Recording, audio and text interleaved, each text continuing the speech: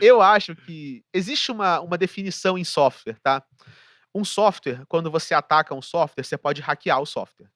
Hackear o software é você modificar o comportamento dele, forçando a barra e quebrando a lógica dele. Mas existe um outro tipo de ataque que é definido no mundo da computação como um ataque, que é você pegar um sistema e esse sistema tem uma brecha e você consegue usar ele de um jeito que ele não foi pensado para ser usado. Só que você não viola o código-fonte. Você não força a barra. Você simplesmente usa ele de um jeito que ele não foi pensado, como se fosse uma brecha numa lei, tipo uma brecha fiscal, sacou? Você não Uhum. quebra a lei quando você explora uma brecha fiscal. Do jeito que você não quebra a lei do Bitcoin criando um bloco de 4 mega, mas você com certeza está usando o upgrade Taproot e o upgrade SegWit de um jeito que os core devs não pensaram que ele deveria ser usado. Então isso por si só configura um ataque. Isso é um ataque de exploit, um ataque de exploração ou um ataque de abuso de alguma coisa que não foi pensada para ser feita desse jeito. E esse raciocínio permeia a maioria dos bitcoiners que são contra essa inovação. Porque para eles esse ataque é um ataque à alma do Bitcoin. A gente está deixando de fazer o Bitcoin se comportar como uma moeda soberana, autossoberana, que vai desafiar a hegemonia das moedas fiat, salvar o mundo, elevar a humanidade para uma nova era de prosperidade socioeconômica, e a gente está deixando de fazer isso para mintar ursinhos carinhosos, Bitcoin Bears, na rede do Bitcoin. Então, eu acho que é um ataque, com certeza. Um ataque técnico é. Agora, esse ataque ele é saudável ou ele não é saudável? No primeiro momento, eu acho que isso não é legal para a rede do Bitcoin. Mas eu acho que é importante que isso exista.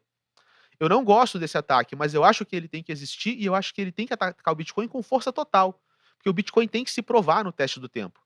Não dá pra gente querer que o Bitcoin vença o mundo se a gente ficar passando a mão na cabeça dele Uhum. e cuidando para que ele não quebre. Ele mesmo tem que ser resistente ao teste do tempo e passar por fases como essa e sair por cima no final, entendeu?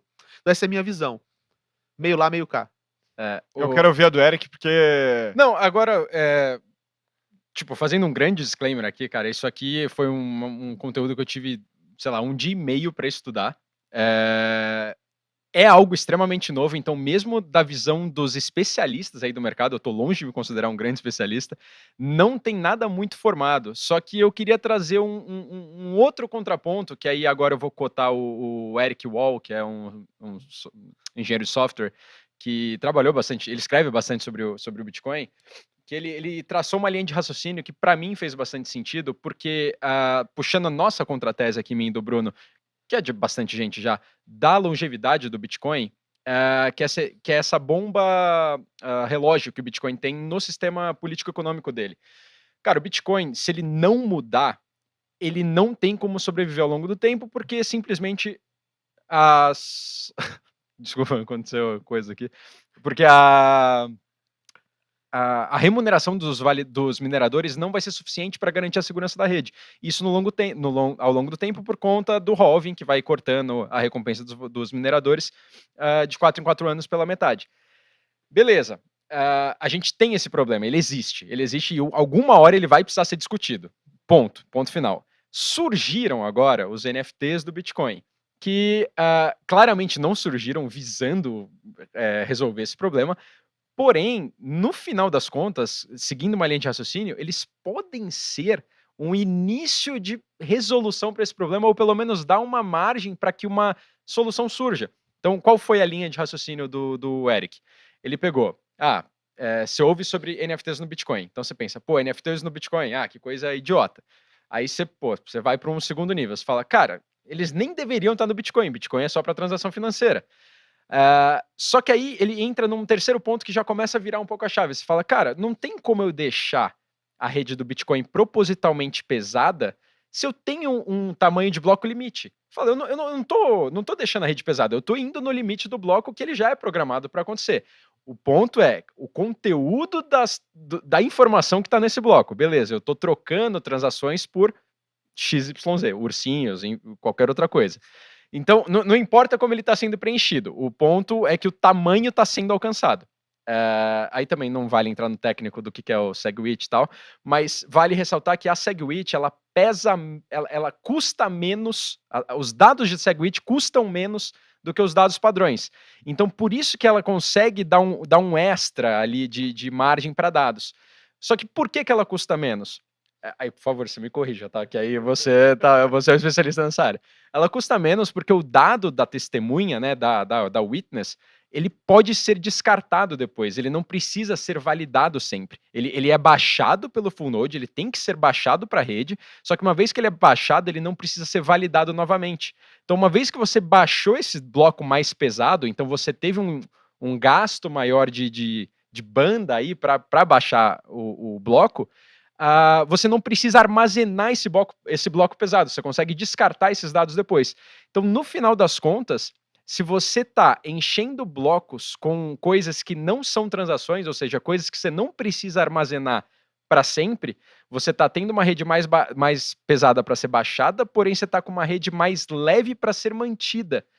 Ao mesmo tempo em que você criou um mercado secundário de taxas, que aí, pô, se é legítimo ou não são outros 500, mas você criou uma nova demanda por espaço de bloco, que o minerador ele consegue ser recompensado, pô, beleza que estamos furando a fila ali, mas o minerador está sendo recompensado, de forma a que você tenha uma segurança maior na rede por mais tempo, não dependendo só das taxas de transação. É, certo ou errado? Eu não sei. Eu gostei dessa linha de raciocínio dele porque ataca esse grande problema que é a longevidade da segurança do Bitcoin. E, e é isso, assim, eu já buguei aqui, buguei. Mas Você tem algum adendo sobre foi- a fala? É que a minha percepção, única e simples, assim, eu acho que se a gente fala de alguma usabilidade que já existe em alguma outra rede, então, por exemplo, quando você fala desse conceito de fungibilidade, você está comparando diretamente com. Não fungibilidade, você está comparando diretamente com uma coisa que existe na Ethereum e existe em outras redes de smart contract. Então, pensando efetivamente nisso se tornar uma forma perene que crie valor dentro da rede de Bitcoin, eu acho que ela é pouco competitiva, em algum momento do tempo ela vai perder o seu valor ali dentro, porque comparativamente a outras redes que possibilitam um escopo muito mais abrangente, porque você está falando de smart contracts, você está falando de redes construídas para ter toda uma infraestrutura que permita tokens não fungíveis, com uma usabilidade bem melhor, e de uma forma fluida. No final das contas, em algum momento do tempo, o Bitcoin vai ficar para trás nessa curva de desenvolvimento, porque ele não foi pensado para isso, e você vai ter destruído o valor da demanda core daquele negócio que era atividade financeira. Porque as pessoas não vão confiar naquele negócio para atividade financeira, porque criou-se um paralelo possível de você utilizar aquela rede para uma outra coisa. Daí que vem minha maior preocupação. De fato, isso pode remunerar o minerador, mas na ótica de longo prazo, isso não canibaliza o que seria o core business do negócio, e no final das contas isso vai ser competitivo no longo prazo, você está competindo com uma rede muito fluida para N funcionalidades. O que se construiu na Ethereum ou em smart contract eu faço uma coisa se outra acontecer, cara. Um racional tão simples que amplia para caramba a usabilidade de algo. O que você tem agora na rede do Bitcoin é um furo num sistema que não foi construído efetivamente para isso. Então, de novo, por ser um exploit, eu acho que ele vai ser pouco competitivo no longo prazo, mas corre o risco dele canibalizar o que seria o principal do Bitcoin, que é agregar valor hoje. O contexto principal é reserva de valor. Sabemos se isso é verdade ou não? Não. Eu acho que para solucionar esse problema de taxa, que é a nossa principal contratese, você vai precisar de uma mudança estrutural no formato de remuneração dos mineradores, não necessariamente criar uma demanda artificial por alguma coisa que não foi pensada para ser construída ali dentro. Eu acho que a rede vai precisar criar alguma coisa que seja escalável e competitiva em termos de uso. E eu acho, obviamente está muito inicial essa discussão, que essa funcionalidade de NFT dentro do Bitcoin não seria necessariamente a camada de usabilidade que explica uma demanda perene de longo prazo. É a minha opinião bem superficial sobre o assunto. Não, eu acho que não foi superficial não, cara. Acho que foi uma opinião profunda, na real, foi bem densa. Concordo contigo. Os NFTs na Ethereum, eles têm utilidade on-chain, porque eles podem ser programados. Bitcoin não é uma plataforma 100% programável, então o NFT só vai ter um certo ponto. Mas puxando aqui a linha do Eric, eu vou dar os contrapontos para essa ideia. Uhum. Bitcoin tem uma obscuridade e uma névoa de dúvidas em relação à sua segurança econômica de longo prazo. Ter taxas mais caras é uma solução para isso? É. Então, muitos bitcoiners estão vendo esse movimento como, cara, finalmente o santo graal das taxas caras chegou, né? Isso vai nos salvar no longo prazo. Só que a gente está falando simplesmente de aumentar a demanda por taxa, que é as pessoas pagarem mais para usar a rede. Então, do ponto de vista da rede, o que que você está disposto a fazer para coletar mais taxas? Ok? E isso se extrapola para uma pessoa, até onde você vende a sua alma por dinheiro, né? Essa é a questão, porque a dúvida principal é: para que serve o espaço de bloco do Bitcoin? Eu posso estar usando ele para um caso de uso inválido ou não desejado, mas está tudo bem, desde que ele pague o suficiente por isso. Então o Bitcoin é o quê? Uma plataforma de livre inscrição de dados, onde a gente escreve o que quiser nela, ou é um sistema financeiro que vai bater de frente com a moeda fiduciária nas próximas décadas e quebrar a hegemonia do dólar, do petrodólar e revolucionar a humanidade? Não dá para ser as duas coisas. Tá? Em 2010, alguém propôs no fórum lá do Bitcoin que se usasse o Bitcoin para fazer um sistema de nomes de domínio, tipo, NS. NS, não sei o que ponto F, casta.lands, essas coisas assim, eles queriam fazer, no tipo casta.bitcoin. E esse casta.bitcoin ocuparia aqueles 80 bytes de informação genérica que o Satoshi usou lá no começo. Essa discussão escalou, escalou, escalou, até que o Satoshi mesmo, o homem, interviu na discussão. E a opinião do Satoshi foi a seguinte, falou: "Cara, se a gente começar a usar o Bitcoin para 2 casos de uso diferentes, então a gente vai estar conjuntando informações de 2 naturezas diferentes no mesmo armazenamento de dados. Isso quer dizer o quê? Que todos os operadores do Bitcoin, desse dia em diante, vão ser forçados a baixar as informações de 2 casos de uso diferentes. Então, na visão do Satoshi, faria muito mais sentido você criar um outro Bitcoin para fazer o BitDNS, que era o nome dele. Então, eu acho que se o Satoshi hoje tivesse, né, publicamente, né, vivo ou aparecendo ou trabalhando, ele ia falar: "Cara, faça um fork do Bitcoin para esses NFTs". Porque se essa moda passar, realmente, isso vai ter que ser baixado para sempre. Você não tem que recomputar esses NFTs para saber se os gastos estão corretos, se o saldo de todo mundo está certo. Mas você vai ter que baixar. E, em última instância, a gente está vendo hoje NFTs ocupando estatisticamente metade do espaço de bloco da rede. Então, muito legal, está pagando taxa? Não sabemos ao certo se está pagando muito mais taxa, mas mesmo que tivesse, a gente está empurrando transações financeiras para o futuro. E isso, se virar uma febre, pode levar as pessoas a se questionarem se o Bitcoin realmente é uma moeda ou não. E se essa ideia central do Bitcoin for questionada e for quebrada, então ele pode perder valor por isso.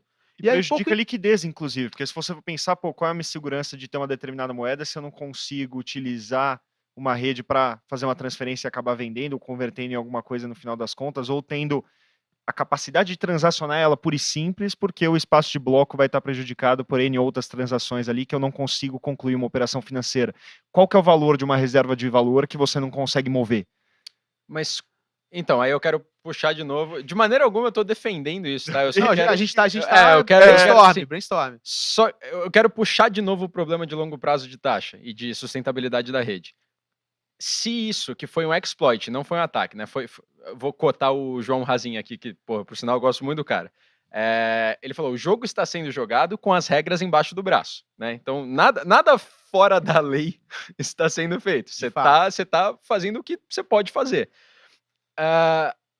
E se mesmo assim, se você está fazendo o que pode ser feito do jeito que o Bitcoin é hoje, tá gerando esse alvoroço todo, imagina quando chegar na hora de... Quando realmente propuserem, tipo, não, a gente vai ter que quebrar o limite de 21 milhões, porque se for só para transação financeira, a gente vai ter que ter uma inflação mínima na rede para conseguir sustentar isso aqui. Cara, imagina o AUE filosófico que não vai ser isso. Ou qualquer outra solução que seja. Essa foi a primeira que me veio à cabeça. Então, você acha que esse problema hoje não acabaria impulsionando as pessoas a pensar em novas soluções, como, por exemplo, uma leva mais forçada de utilização a Lightning, por exemplo, que tem uma adoção baixa, mas tipo, beleza, cara, Bitcoin virou isso aqui, mudou a narrativa, cara, mudou a narrativa, paciência, não é mais só transação financeira, só que transação financeira tá rolando na Lightning, e aí um Taro e uma Liquid vão conseguir se aproveitar desses dados ali para, sei lá, aí vira smart contract. Tô tentando...